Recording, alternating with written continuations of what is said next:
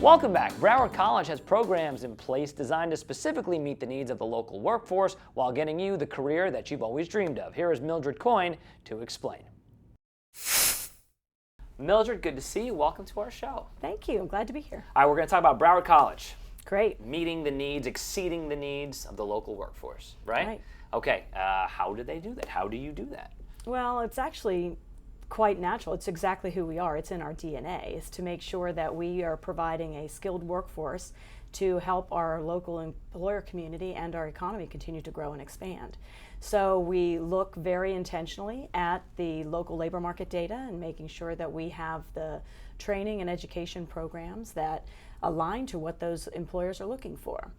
We do that in a variety of ways. We talk to employers. We have one-on-one meetings with employers and ask them specifically what are their pain points. Where are they finding that they're not able to find the workforce that they're looking for, and how can we then help meet that need? So we know nationally and locally that there's this supply-demand issue, that there's this proverbial skills gap. And so we are going out of our way and making sure that in our conversations with employers, we're saying, what are the skills that you're seeking, and how can we make sure that we're fulfilling those I'm curious, shortcomings? what are some of the skills that that employers are seeking that they're not finding? Well, one of the things that's kind of a phenomenon about the skills gap is that it may not be as the skills that you think. It's often soft skills that employers are looking for. And so what we mean by that are things like problem solving, people skills, work ethic, loyalty, ready to work type of skills. And so almost every employer group that we talk to, and we work with the Career Source Broward and the local Fort Lauderdale Alliance, and they find the same thing, is that employers are looking for skills, but in often cases they'll say, send me someone who's got the critical thinking, problem solving, teamwork, good human work ethic, right, that makes them a solid employee, and they'll teach them the technical skills. That's what I was just going to say, because it's probably, if you got to spend 8 hours a day with this person, right, it's probably easier to just teach them up.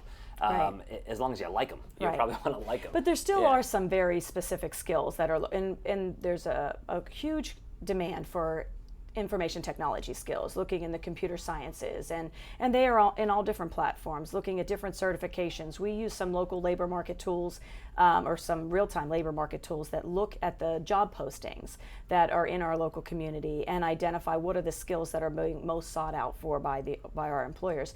And we can search by the specific skills, but we can also search by the credentials that they're looking for, such as a technical industry certification.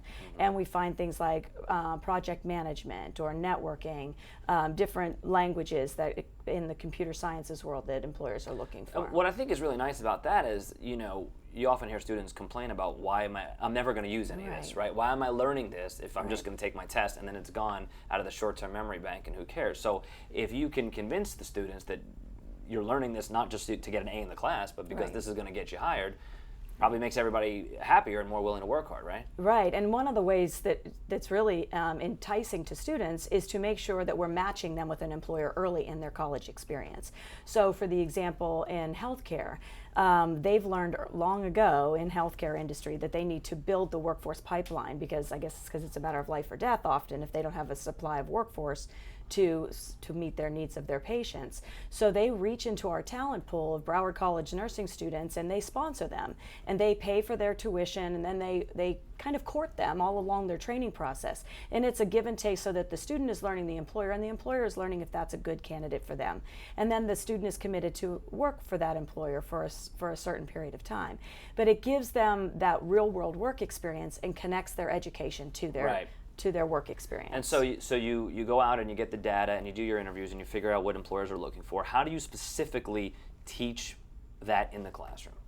Well, it's by connecting what the content is. What are those outcomes that our students learning in math or in their communications course, and tying it back to how we use it in everyday life and application and into the workplace. In our career and technical education training programs, we do that through hands-on technical training. We have labs and facilities. In our healthcare arena, we have the Simulation Center, which is a brand new state-of-the-art simulation center where students are actually practicing on mannequins, the real life scenarios that are life-saving and provides them from being able to having to try and practice on you and I. Yeah, that would be good. Yeah. Right, I'm not a guinea pig right. for the Heimlich maneuver. But one I'm sorry, yeah, I agree with you. I don't want to do that either. One of the other things that we've also found is that students don't often know.